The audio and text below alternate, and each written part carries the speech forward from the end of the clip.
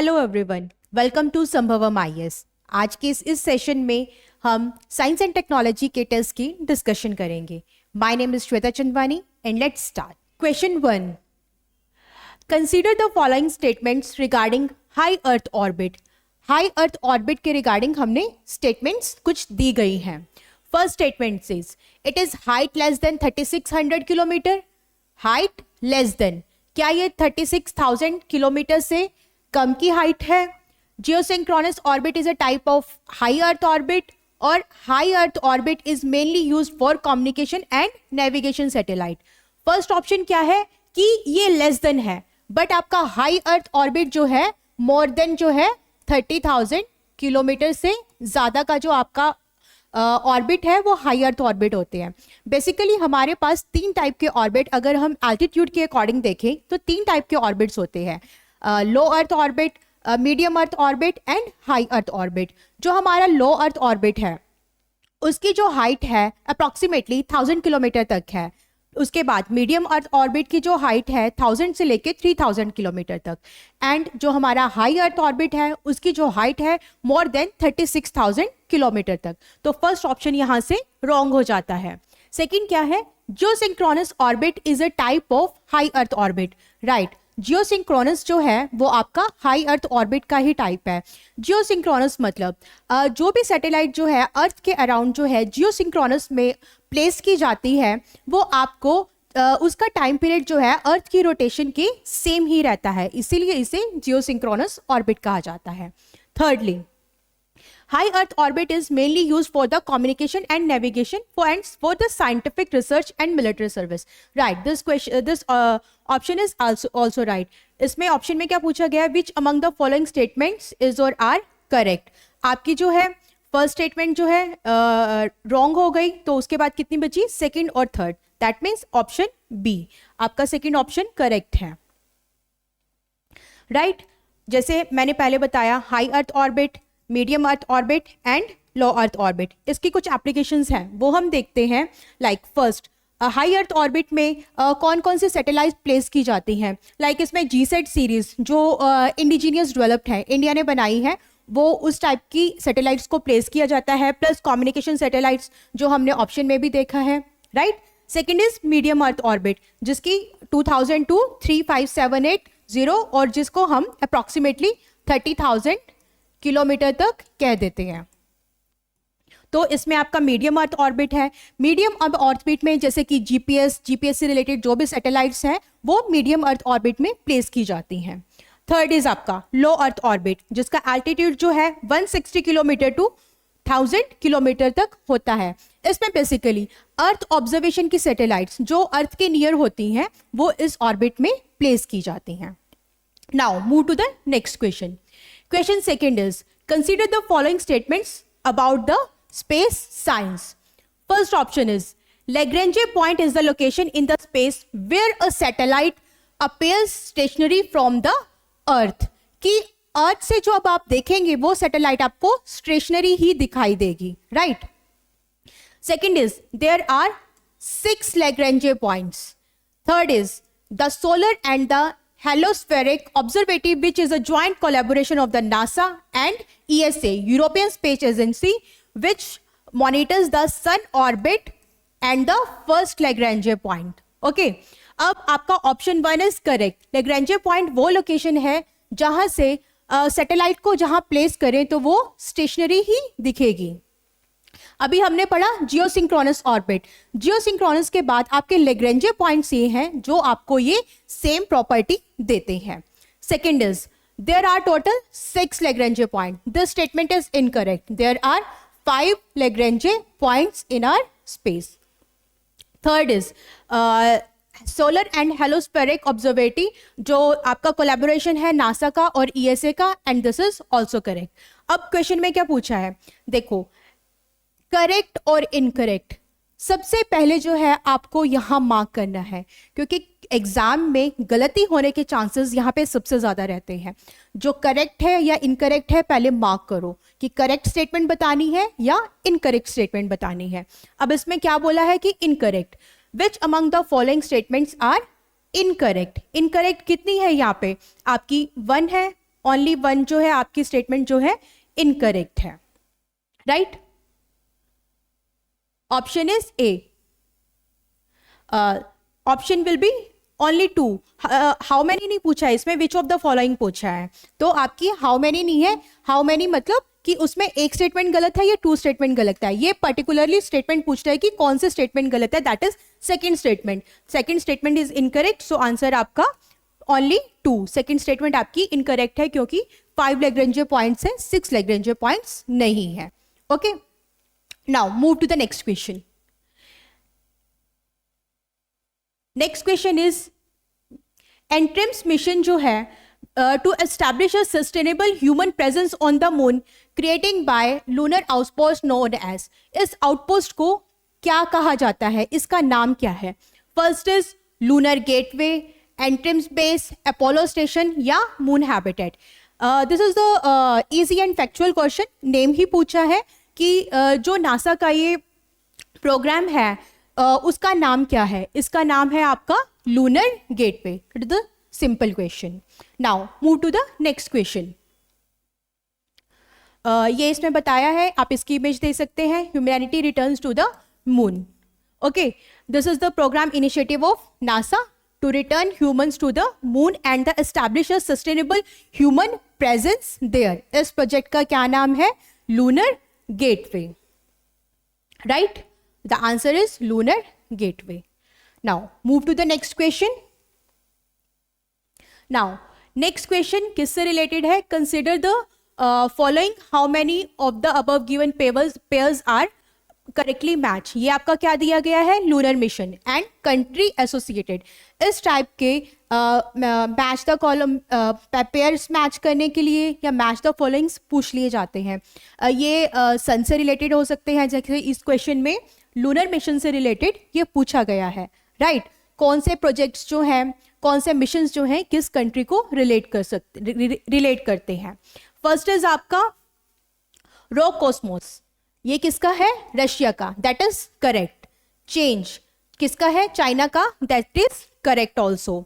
Next is Beresheet, Beresheet किसका? USA का, ये यूएसए का नहीं है, ये किसका है? आपका इजराइल का। सो ये ऑप्शन गलत हो जाता है। नेक्स्ट इज कागुया, कागुया किसका है? जापान का, that is also correct. Now आप देखते हैं कि क्वेश्चन में क्या पूछा है। How many of the given above pairs are correctly match?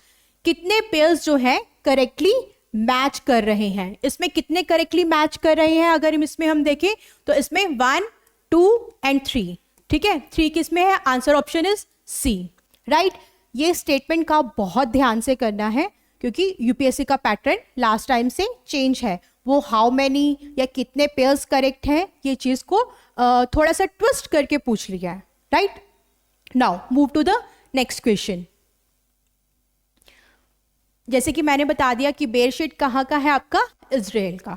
Okay, now next is Sagittarius A in the news recently is related to. ये किससे रिलेट करता है? ये किससे रिलेट करता है? या पल्सर से रिलेट करता है, गैलेक्सी से है, ब्लैक होल से है या न्यू एक्सोप्लैनेट है? This is a simple question. तो ये किससे रिलेट करता है? ये आपका ब्लैक होल से रिलेट करता है। सेजिटेरियस ए क्या है? ब्लैक होल को, ब्लैक होल एक ब्लैक होल है, साइंटिस्ट ने डिस्कवर किया है हमारी मिल्की वे गैलेक्सी में एक ब्लैक होल डिटेक्ट किया है जिसे नाम क्या दिया गया है? Sagittarius A. अब ये जान लेते हैं कि ब्लैक होल क्या है। ब्लैक होल जो है एक रीजन है जिसमें ग्रेविटी बहुत ज़्यादा होती है। अगर उसमें कोई भी आपकी वेव्स जो है, इलेक्ट्रोमैग्नेटिक वेव्स या लाइट वेव्स कोई भी एंटर करती हैं तो वो वहाँ से बाहर नहीं आ पाती हैं। इस रीजन को क्या बोलते हैं? ब्लैक होल रीजन बोलते हैं, right? Now next question is, आप इस इमेज में देख सकते हैं कि हमारी मिल्की वे गैलेक्सी में ब्लैक होल को डिटेक्ट किया गया है। This is a black hole. Okay, अब नेक्स्ट क्वेश्चन हमने देखा कि नेक्स्ट हमने इसमें एक पॉइंट देखा कि गैलेक्सी, गैलेक्सी क्या है?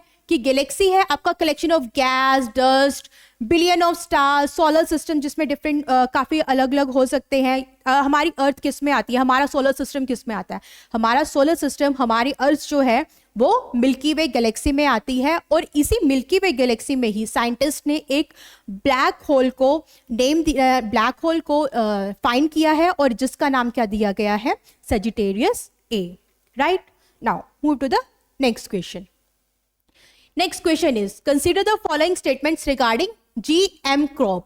GM stands for genetically modified crops. Genetically modified मतलब जो आपकी ट्रेडिशनल क्रॉप्स हैं उसमें आप वेरिएशन करके उसमें कुछ और जीन्स इंट्रोड्यूस करके जो आपकी क्रॉप्स बनेंगी उन्हें क्या बोला गया है, आपने मॉडिफाई कर दी, जेनेटिकली मॉडिफाई किया, that means genetically modified crop. अब स्टेटमेंट्स देखते हैं, इसमें स्टेटमेंट्स क्या दी गई हैं. First statement is, genetically modified crops involves the alteration of an organism genetic material. Genes मैंने अभी बताया, through the biotechnological techniques. Biotechnology का यूज करके आपने किस में वेरिएशन की, उसके जेनेटिक मटेरियल में, उसके जीन्स में. that means this option is correct. Now move to the second point. Second option is, one of the potential benefit is increasing yield through the improved resistance to the environmental stress such as drought or extreme temperature. Yes, अगर आप किसी भी crop में आपने वो gene introduce किया जो drought के साथ जो है विथस्टैंड कर सकता है, ड्राउट कंडीशंस को टॉलरेट कर सकता है, राइट, तो इसका एक बेनिफिट इसमें है. प्लस किसी भी क्रॉप की यील्ड कम है, आप कोई भी और क्रॉप जिसकी यील्ड ज़्यादा होगी उसका जीन्स जो है आप उस क्रॉप में इंट्रोड्यूस कर सकते हैं. दैट मीन्स आप उसकी यील्ड को भी बढ़ा सकते हैं. प्लस जो है उस क्रॉप को आप ड्राउट रेजिस्टेंस भी बना सकते हैं. वो जीन्स इंट्रोड्यूस कर सकते हैं किसी और क्रॉप से जो ड्राउट के साथ विथस्टैंड कर सके, right. Now this option is also correct. Now, third option is, BT cotton is an example of genetically modified crop. Yes, BT cotton जो है आपका genetically modified crop का ही example है. Okay, now this makes also this option correct. So, what they are asking, which among the following statements is correct? कौन सी कितनी statements है? All three. सारी की सारी statements आपकी correct है. Okay, now all three सारी statements correct है. genetically modified crops involve the introduction of the organism genetic material through the biotechnological techniques, right. I have explained all these things. ठीक है, next आपका example है golden rice हो गई, BT cotton हो गई, बेस की varieties हैं जिनमें also genetically modified techniques use की गई हैं, right. Now move to the next question. Next question is, environmental DNA is used in the case of which of the following? Environmental DNA, जिसको हम बोल देते हैं eDNA also. अब सबसे पहले देखते हैं कि eDNA है क्या. eDNA stands for the environmental DNA. जो आप DNA सैंपल्स जो हैं वो डायरेक्टली कहाँ से लेते हैं, एनवायरमेंट से लेते हैं. एनवायरमेंट से यानी ऑर्गेनिज्म जो हैं उनके कोई वेस्ट प्रोडक्ट्स हो गए जो एनवायरनमेंट में पाए जाते हैं, तो वहाँ से जो आप जेनेटिकली मटेरियल लेते हैं उसे एनवायरमेंटल डीएनए कहते हैं. और इसकी एप्लीकेशन जो है अप्लाई कहाँ कर सकते हैं, लाइक कोई भी इन्वेजिव स्पीशीज़ है उस एरिया में आई है तो उसका मटेरियल कहाँ से लिया गया है उसको आइडेंटिफाई करने के लिए डायरेक्ट एनवायरमेंट से सो इसे हम एनवायरमेंटल डीएनए कह देते हैं. तो इसमें क्या पूछा गया, which one of the following related to the environmental DNA used in the case of. First is to identify and study invasive species in the water bodies. Second is stimulating stem cells to transform into diverse functional tissues. No, this is not correct. Promoting clonal propagation of the horticulture plant. This is also not correct. Assessing the efficacy of the drug by conducting series of drug trials in the population. This is also not correct. ठीक है, मैंने पहले ही explain किया कि environmental DNA हम environment से लेंगे, जो ऑर्गेनिज्म एनवायरमेंट में प्रेजेंट हैं उनके कोई वेस्ट मटेरियल से या उनकी कोई डेड स्किन पाई गई है वहाँ से लेंगे, जो डिटेक्ट करेगा किसी भी स्पीशीज़ का एनवायरमेंट में होना, चाहे वो जो है इन्वेजिव स्पीशीज़ का. जैसे इसमें ऑप्शन दिया गया है to identify and study invasive species in the water bodies, right? Now, to identify and study invasive species in the environment bodies, option A is correct. Okay, now move to the next question. जैसे इसमें अगर हम देखें कि इसमें light, temperature, ये environment दिखाया गया है. माइक्रोब्स कहाँ से लिए गए हैं? डीएनए सैंपल जो यहाँ पे एनवायरनमेंट में पाए जाते हैं. Okay, now next question is consider the following pairs. Vitamin C deficiency, वे कौन सा विटामिन जो है कौन सी डेफिशिएंसी कर देता है? Vitamin C scurvy and vitamin D rickets, vitamin E night blindness. Vitamin C से जो है स्कर्वी डिसीज है, this is right. And second is vitamin D rickets, this is also right. Vitamin E night blindness, no. Vitamin A से जो है आपका night blindness कोज करता है. ठीक है, विटामिन. नाउ इस क्वेश्चन में क्या पूछा है? Which of the following pairs are correctly matched? Third is wrong and answer will be 1 and 2. Vitamin C and vitamin D. Vitamin C से स्कर्वी एंड विटामिन डी से रिकेट्स. नाउ अब जान लेते हैं कि विटामिन सी से जो है scurvy is a disease cause by vitamin C की डेफिशिएंसी से. और विटामिन सी आपके किन चीज़ों में पाया जाता है? विटामिन सी जो है बेसिकली आपके सिट्रस फ्रूट्स में आपके विटामिन सी पाया जाता है. जैसे कि आपका ऑरेंज हो गया, ठीक है. Orange is very good source of vitamin C, right. Now scurvy के कुछ सिम्टम्स दिए गए हैं यहाँ पे, जैसे ब्लीडिंग ऑफ गम्स होगी. माउथ में गम्स की ब्लीडिंग है, वो किसकी डेफिशिएंसी को शो कर रहा है? विटामिन सी की डेफिशिएंसी को शो कर रहा है. अगर हम विटामिन डी में देखें, विटामिन डी में जो है विटामिन डी की कमी से आपको रिकेट्स का रोग हो सकता है. रिकेट्स मतलब आपकी जो बोन्स हैं वो सॉफ्ट हो जाती हैं, उनकी शेप जो है चेंज हो जाती है. अगर हम इसमें देखें और इस केस में देखें तो ये रिकेट्स के एग्जाम्पल है. ठीक है. Third was the vitamin E दिया हुआ था एंड नाइट ब्लाइंडर्स दिया हुआ था. नाइट ब्लाइंडर्स किसकी वजह से होता है? विटामिन ए की डिफिशियंसी की वजह से होता है, ना कि विटामिन ई की डिफिशियंसी से. Okay, now move to the next question.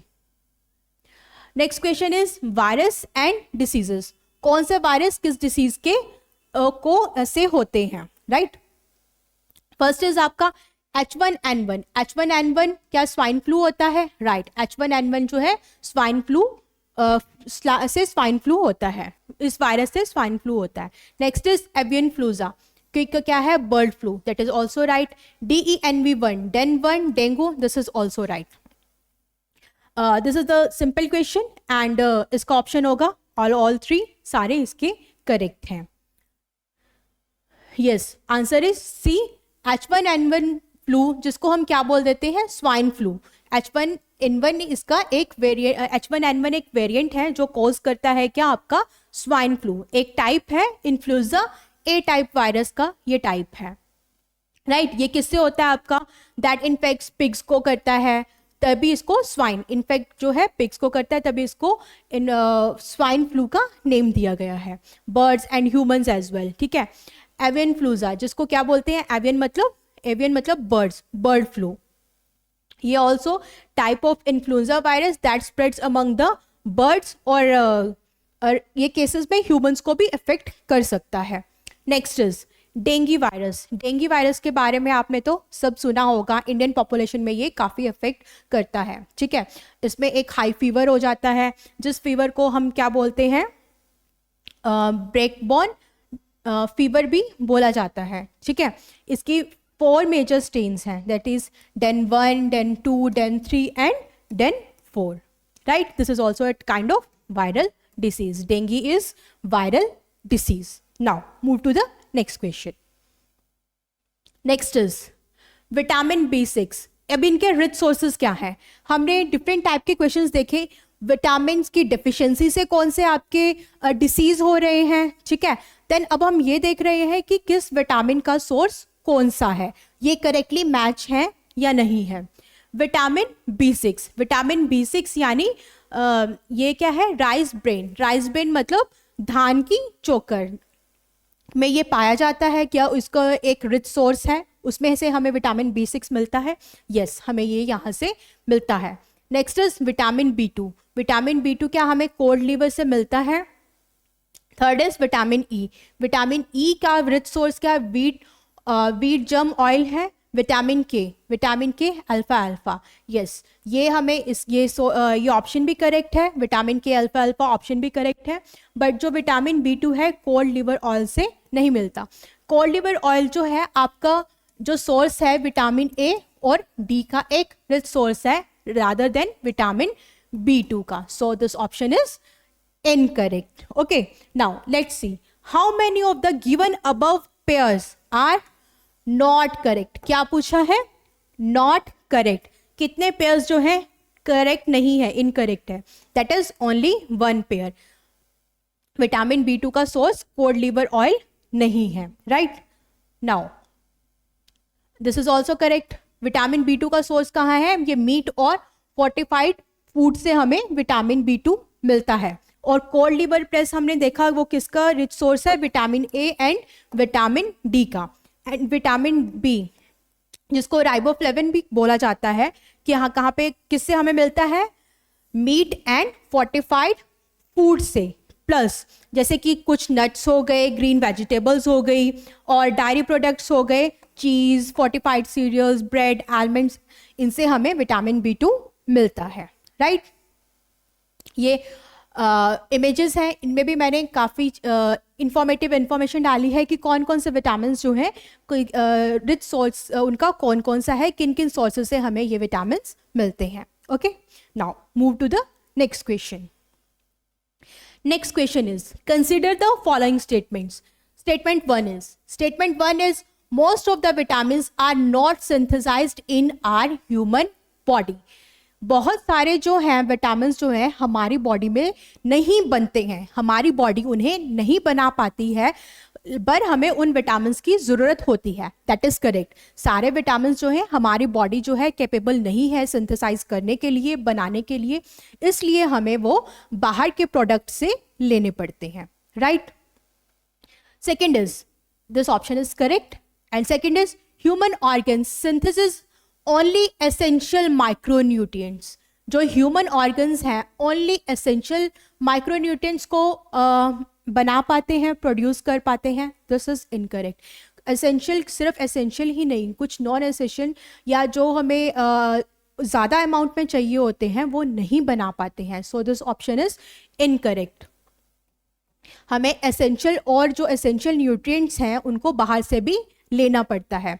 अब हम सबसे पहले ये जान लेते हैं कि ये माइक्रोन्यूट्रिएंट्स की बात की गई है कि माइक्रोन्यूट्रिएंट्स क्या है।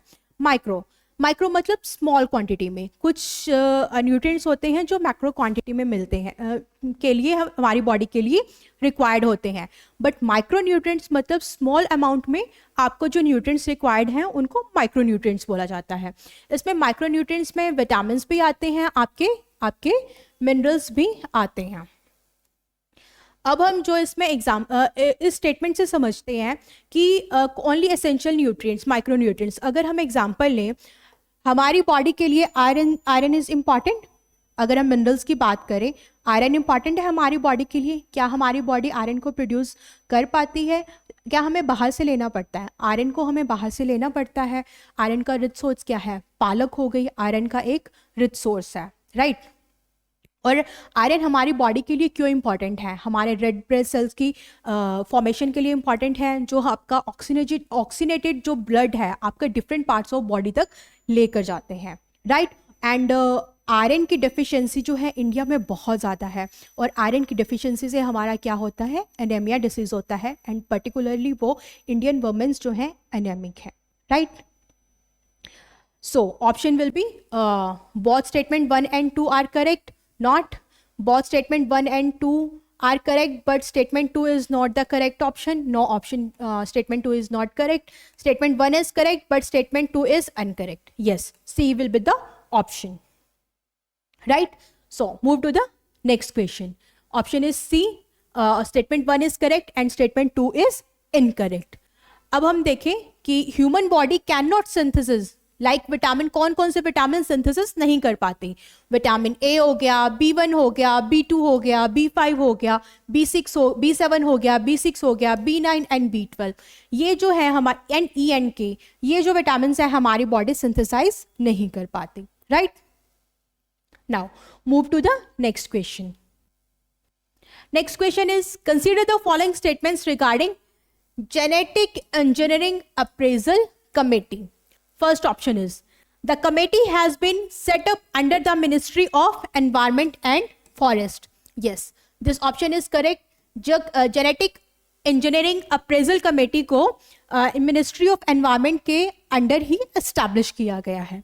Second option is, this committee is the highest regulator of India established for genetically modified seeds or crops. Yes, ये जो है highest body है जो genetic modified seeds को, crops को monitor करती है, regulate करती है, right? This option is also correct.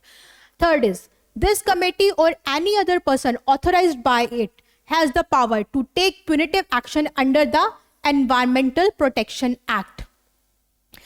इस कमेटी को पावर्स दी गई, प्यूनिटिव पावर्स दी गई है एनवायरमेंटल प्रोटेक्शन एक्ट के under. Yes, this is also correct. This option is also correct.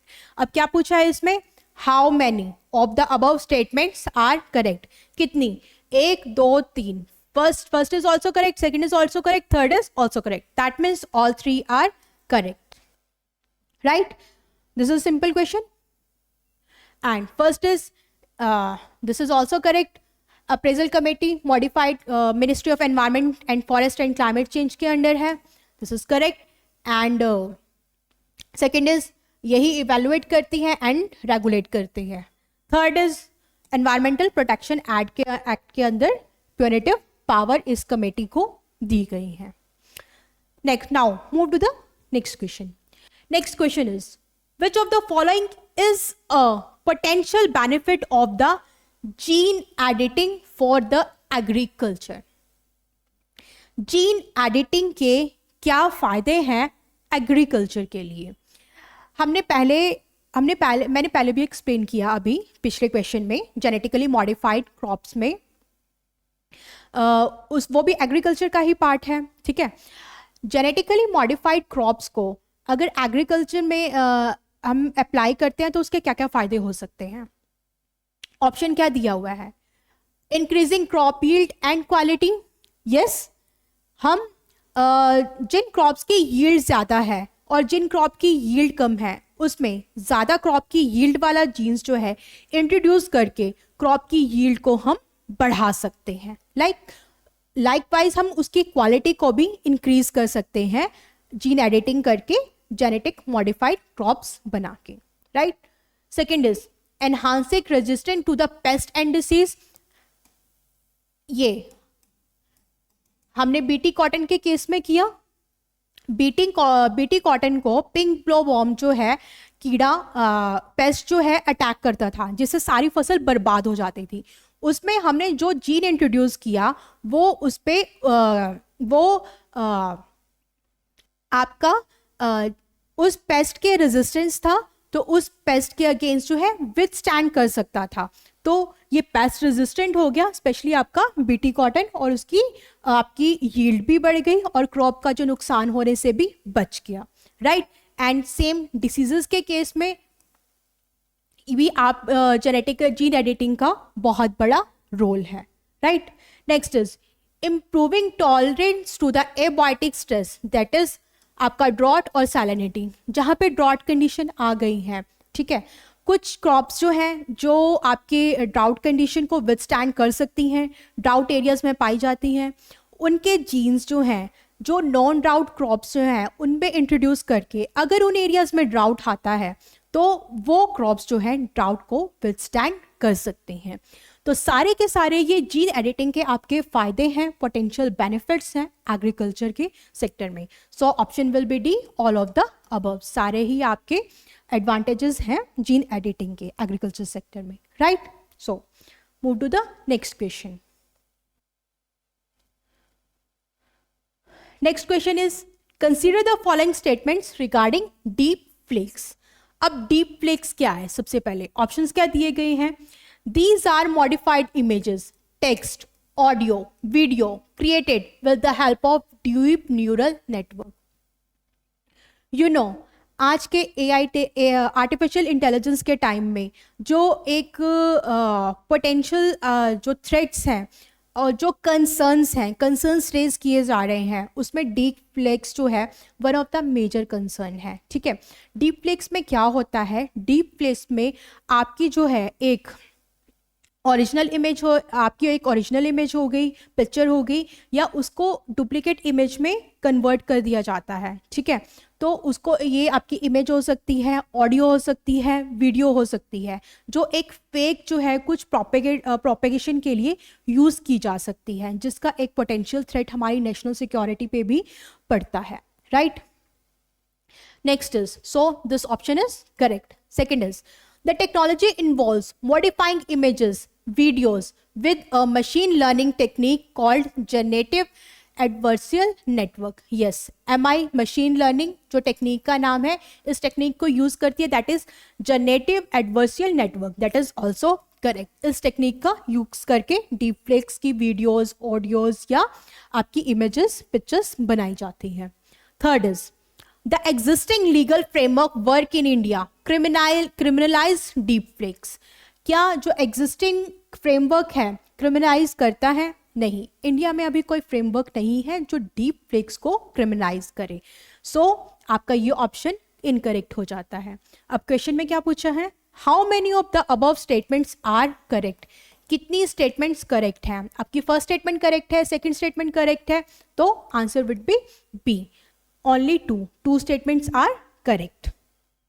So अब अगर हम इस answer is B, two statements are correct. Right, अब इसमें देखें कि एक ये ओरिजिनल इमेज है, ये आपकी डीप फेक इमेज है, तो ये आपकी ऑलमोस्ट जो है ओरिजिनल इमेज की ही तरह ही लगती है। अगर हम इसमें भी देखें तो ओरिजिनल इमेज की तरह ही लगती है, जो एक पोटेंशियल थ्रेट हो सकता है। राइट, अब इसका एक एग्जाम्पल देखें। आपने रिसेंटली न्यूज़ में देखा होगा सारा तेंदुलकर की इमेज जो है, ठीक है, किसी के साथ अटैच की गई थी, जो डीप फेक का ही एग्जाम्पल थी। Right, next is, consider the following statements regarding Nirbhaya missile. First is, it is long range, underline the keywords long range, subsonic and ballistic missile. Nirbhaya missile एक लॉन्ग रेंज है, subsonic है और ballistic missile है। तीन keywords हैं, तीनों keywords पे अच्छे से ध्यान देना है। Is it long range? Yes, it is long range. It is subsonic? Yes, is subsonic.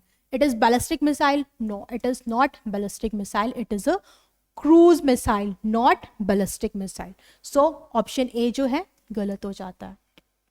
Second is, it has been indigenously developed and designed by DRDO. Yes, this is correct. इसे indigenously DRDO ने design और develop किया है। Now, third is, it has operational range of 5,000 kilometers and payload of 300 kilometers. 5,000? No, it is not correct. इसकी range है 1,000 kilometers. So question क्या पूछा है? Select the correct answer using code below. Okay, correct कौन सा correct है इसमें? आपके कौन सा करेक्ट है? सेकंड करेक्ट है, फर्स्ट एंड थर्ड रॉन्ग है, तो answer will be B. Answer क्या होगा आपका? सेकंड ओनली, 2 ओनली करेक्ट है। ठीक है, नाउ अब हम ये समझते हैं कि हमने इसमें देखा long range, subsonic and ballistic. अब बैलिस्टिक मिसाइल नहीं है तो ये क्रूज मिसाइल है। बैलिस्टिक और क्रूज मिसाइल में क्या डिफरेंस है? आपकी जो बैलिस्टिक मिसाइल है वो आपका प्रोजेक्टाइल मोशन यूज करती है। ठीक है, राइट, अगर यहाँ से अगर इसको लॉन्च किया गया है तो ये प्रोजेक्टाइल मोशन यूज करके टारगेट तक पहुँचती है।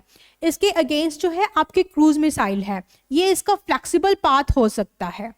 राइट, तो ये ग्राउंड के थोड़ा और ज़्यादा पास होती है। ये ट्रेजेक्ट्री पार्ट जो है आपका प्रोजेक्टाइल मोशन जो है क्रूज मिसाइल फॉलो नहीं करती, बट आपकी बैलिस्टिक मिसाइल है वो आपका ट्रेजेक्ट्री और मोशन जो है फॉलो करती हैं। जैसे आपकी पृथ्वी मिसाइल, अग्नि मिसाइल होगी। अग्नि मिसाइल जो है एक बैलिस्टिक मिसाइल है। और आपकी निर्भया जो है वो आपका क्रूज मिसाइल का एग्जाम्पल है, right. Now move to the next question. अगर हम इसमें देखें, इस डायग्राम में भी दिखाया गया है, ये आपका क्रूज मिसाइल है, ये पार्ट जो है क्रूज मिसाइल है and this is ballistic missile, okay. तो Nirbhay is subsonic cruise missile. Subsonic मतलब आपकी इसकी स्पीड जो है लेस देन 1 मैच है तो आपकी सबसोनिक है, मोर देन 1 मैच है और 4 मैच तक है तो आपकी सुपरसोनिक है, मोर देन 5 मैच है तो आपकी हाइपरसोनिक है, right. Next is consider the following statements regarding the bio transformation technology. किस टेक्नोलॉजी के बारे में पूछा गया है? Bio transformation technology. Now let's see the options. First option is the technology produces plastic that have a predetermined lifespan which they maintain in the appearance and quality of traditional plastic. Bioremediation technique से हम ऐसा plastic design कर सकते हैं, बना सकते हैं, develop कर सकते हैं जिसका एक प्री डिटरमाइंड लाइफ स्पैन होगा, बट वो होगा ट्रेडिशनल प्लास्टिक है उन्हीं की तरह ही, ठीक है। Second is developed by IIT Madras and IIC Bangalore co-developed this technology. This is wrong. This is not developed by these organizations. Third is by using biotransformation technology, end products of the plastic waste will be water, carbon dioxide and biomass. This option is also correct. So which of the above given statements is or are incorrect? कौन सी incorrect है? आपकी second incorrect है, तो answer will be B. Only 2. Now let's see biotransformation technique क्या है। Statement 1 बोल रहा है the technology produces plastic that have a predetermined lifespan, they appearance in the quality जो सेम होगी आपकी ट्रेडिशनल प्लास्टिक की तरह, तो आपका ऑप्शन ए करेक्ट था, ठीक है। अब सेकंड जो है आपका, इन किसने डिजाइन इसको डेवलप किया है? Imperial college of London and Britain based एक स्टार्टअप ने इसको डेवलप किया है। थर्ड इज इसके एंड प्रोडक्ट्स जो हैं वो क्या होंगे? एंड प्रोडक्ट्स जो है अगर इनका लाइफ टाइम जो है, लाइफ टाइम स्पैन जो है खत्म हो जाता है और ये एनवायरमेंट में एक्सपोज हो जाते हैं तो ये एक प्रोसेस जो है सेल्फ डिस्ट्रक्शन की तरफ जाएंगे, ये अपने आप को सेल्फ डिस्ट्रक्ट करेंगे। ये एक जो है वैक्स में जो है undergo self destructive process and bio transformation into wax. ये किस में ट्रांसफर हो जाएंगे? एक वैक्स में। और माइक्रो ऑर्गेनिज्म जो है एनवायरमेंट में ऑलरेडी अवेलेबल है वो इस वैक्स को कंज्यूम करेंगे और आपके एंड प्रोडक्ट्स क्या बनेंगे? जैसे हमने इसमें देखा water, carbon dioxide and biomass, that's it, ठीक है।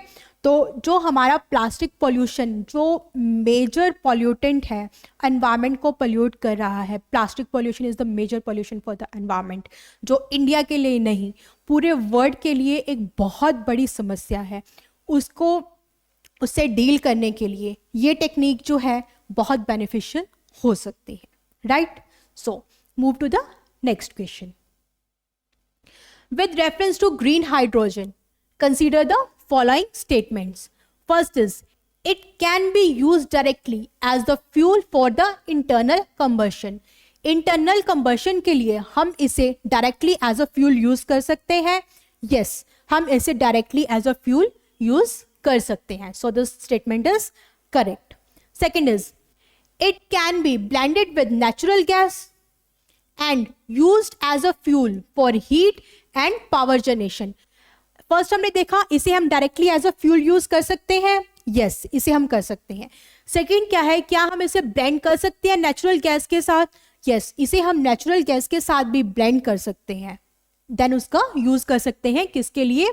As a fuel for heat और फॉर पावर जनरेशन के लिए इसका यूज कर सकते हैं। Third is it can be used in the hydrogen fuel cell, किसमें? हाइड्रोजन फ्यूल सेल में, टू रन व्हीकल। यस, हम ग्रीन हाइड्रोजन का यूज जो है हाइड्रोजन फ्यूल सेल में कर सकते हैं जो डायरेक्टली व्हीकल्स को रन करेगा। सो ऑप्शन में क्या पूछा है? How many of the above statements are correct? कितनी? तीनों की तीनों करेक्ट है। So answer C, all the statements are correct, right. So move to the next question. Next is consider the following statements regarding bio enzymes. Bio enzymes क्या है? Option 1, bio enzymes are organic solution produced through the fermentation of the organic waste including fruits, vegetables, plants, flowers, etc. Bio enzymes जो है इनके fermentation से बनते हैं। Right, this is correct, यही bio enzymes है। So answer option A correct है।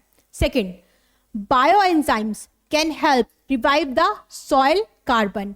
Yes, bio enzymes हैं आपके बायो प्रोडक्ट से ही बन रहे हैं, ठीक है, आपके इनकी फर्मेंटेशन से ही बन रहे हैं फ्रूट वेजिटेबल्स की, तो ये सॉइल कार्बन को भी रिवाइव करते हैं। Third is bio enzymes can also work as water quality enhancer. Yes, ये आपकी वाटर क्वालिटी को भी एनहांस करते हैं। सो क्वेश्चन क्या पूछा है? Which of the above given statement is और आर इनकरेक्ट? कौन सी इनकरेक्ट है? सबसे पहले आप ये मार्क किया करो, करेक्ट है, इनकरेक्ट है। कितनी इनकरेक्ट है? कोई इनकरेक्ट है? कोई भी इनकरेक्ट नहीं है, सारी की सारी ठीक है।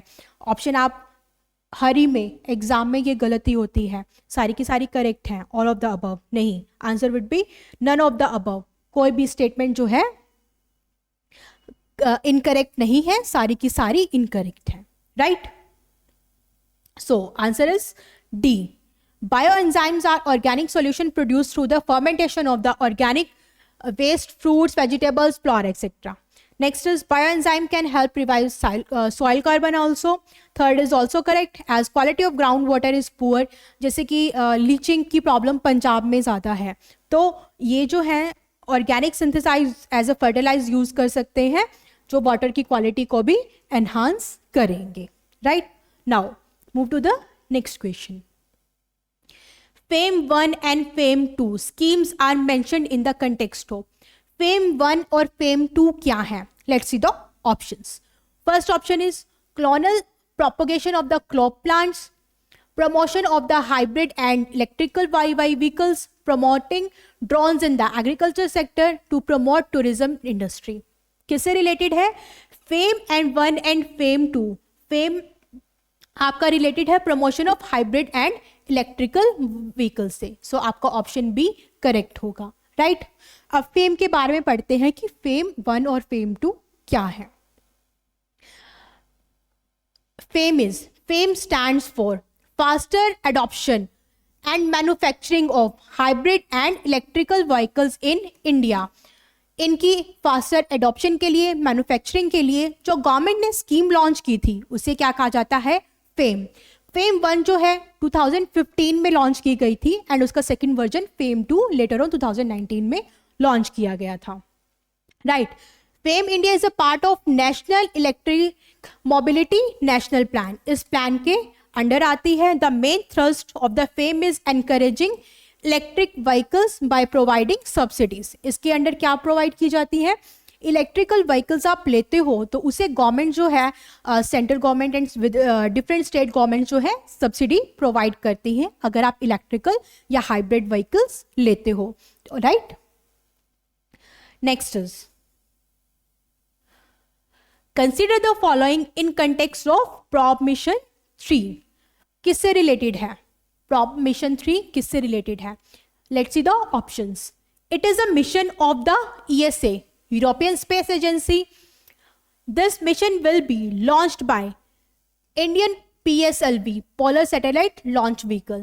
This mission is related to the study of sun. अब इसमें आप देखेंगे कि आप ऑप्शन 1 या ऑप्शन 2 को इनकरेक्ट करेंगे।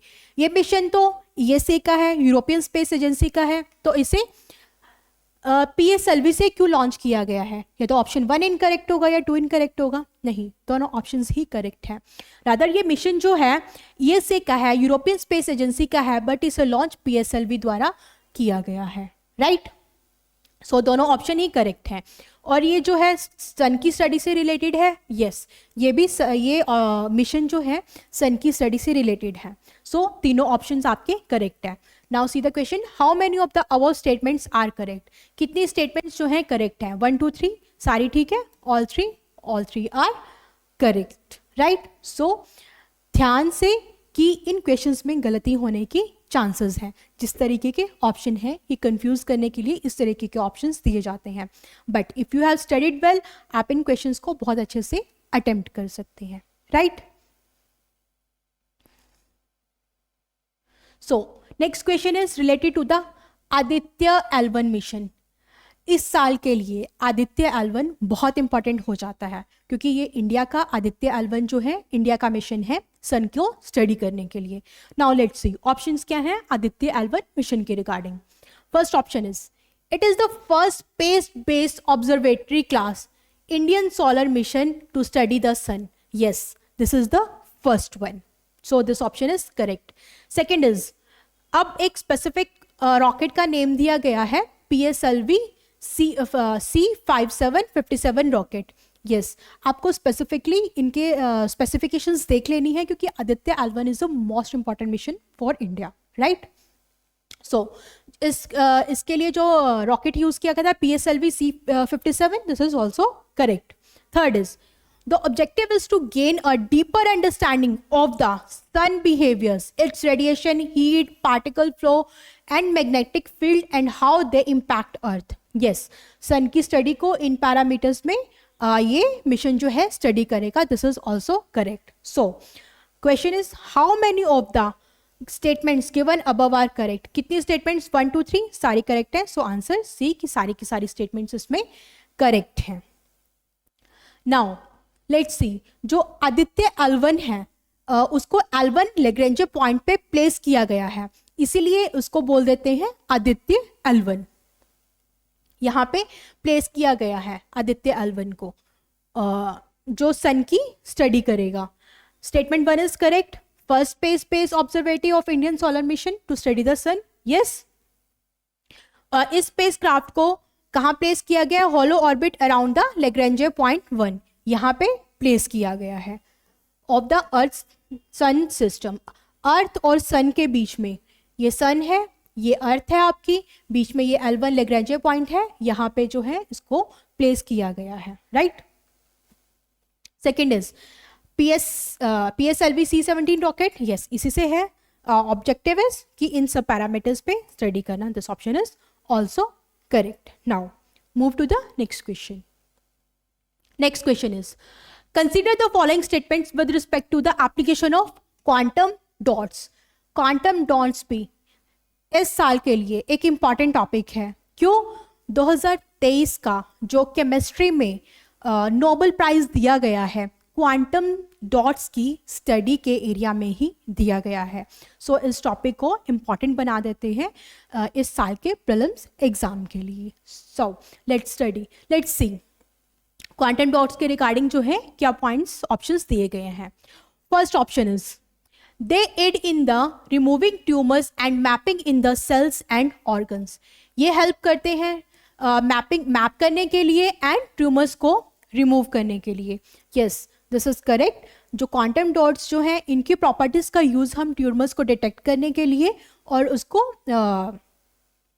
मैपिंग करने के लिए यूज कर सकते हैं, right. Next is they are used in enhancing the color accuracy and brightness of the QLED display. इनकी डिस्प्ले के लिए इनकी क्वालिटी और कलर्स को एनहांस करेगा। यस, क्वांटम डॉट्स का इसमें भी एप्लीकेशन है। So which of the following statement is और are correct? Only 1, only 2, both 1 and 2? Yes, both 1 and 2 दोनों ऑप्शंस करेक्ट हैं।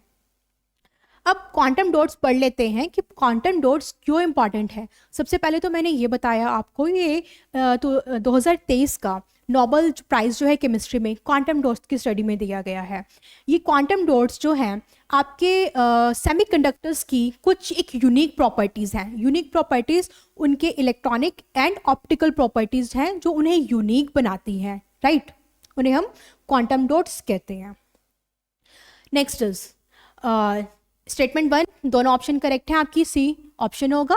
एप्लीकेशंस जो हैं क्वांटम डॉट्स की, स्टेटमेंट 1 करेक्ट है। कैंसर डिटेक्शन में, right, quantum dots to track जो है ट्यूमर्स को ट्रैक करने में, मैपिंग करने में इसका यूज़ किया जाता है। Second is statement 2 is also correct. Display technology, quantum dots को यूज जो है डिस्प्ले टेक्नोलॉजी में जिसका है QLED मतलब जो हमने ऑप्शन में भी पढ़ा है quantum dot lightning emitting diodes, जो आपकी LCD से नेक्स्ट वर्जन की टेक्नोलॉजी है जिसमें कलर क्वालिटी को जो है क्वांटम डॉट्स जो है इंप्रूव करती हैं, एनहांस करती हैं, right. Now next is which of the following nutrients are commonly added to the fortification of the rice? fortification of rice में हम इसमें से किन न्यूट्रिएंट्स को कॉमनली ऐड किया जाता है? सबसे पहले हम फोर्टिफिकेशन समझते हैं कि फोर्टिफिकेशन क्या है। फोर्टिफिकेशन होता है आपकी जो ट्रेडिशनल ग्रेन्स हैं, यानी राइस हो गया या वीट हो गया, आप उसमें किसी भी न्यूट्रिएंट्स की जो है आप वैल्यू बढ़ा रहे हो तो उसको फोर्टिफाइड फूड कहा जाता है, राइट। जैसे राइस है, इस क्वेश्चन में पूछा हुआ है which of the following nutrients are commonly added to the fortification of rice.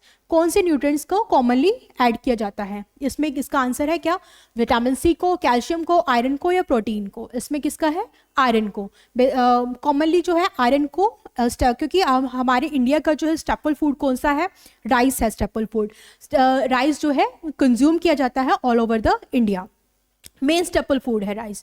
तो आयरन की डेफिशिएंसी जो है इंडियन पॉपुलेशन में बहुत ज़्यादा है, जिसके कारण एनीमिया के केसेस काफ़ी ज़्यादा हैं, और एनीमिया स्पेशली वुमेन में बहुत ज़्यादा है। तो उसकी डेफिशिएंसी को कम करने के लिए, इम्प्रूव करने के लिए, आयरन की मात्रा को इम्प्रूव करने के लिए राइस में जो है आयरन ऐड किया जाता है और उसे फोर्टिफाइड बनाया जाता है, ताकि आयरन की कमी को इंडियन पॉपुलेशन में से दूर किया जा सके और एनीमिक केसेस कम हो, right.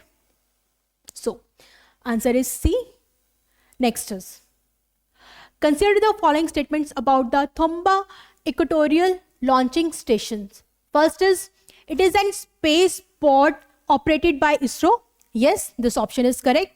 And second is, it is located near to the Earth's magnetic south pole. This option is not correct. आप इसी में ही देखेंगे अर्थ मैग्नेटिक साउथ पोल नहीं। सबसे पहले ये बात कर रहे हैं कि थुम्बा इक्वेटोरियल, नेम से ही सजेस्ट कर रहा है कि थुम्बा इक्वेटोरियल, जो आपका मैग्नेटिक साउथ पोल के पास हो ही नहीं सकता, तो ऑप्शन ये जो है आपका इनकरेक्ट हो जाएगा। That means which of the following statements given above is are correct. That means option 1 is correct, option 2 तो आपका गलत हो गया। This is a simple one question. It is an Indian space port operated by ISRO, right. So move to the next question.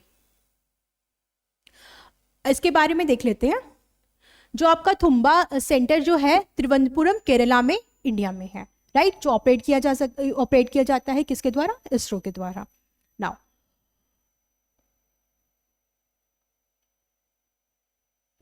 Last question is, Garima, Mahima, Dolly are related to the which of the following? Which of the following techniques? Gene editing techniques,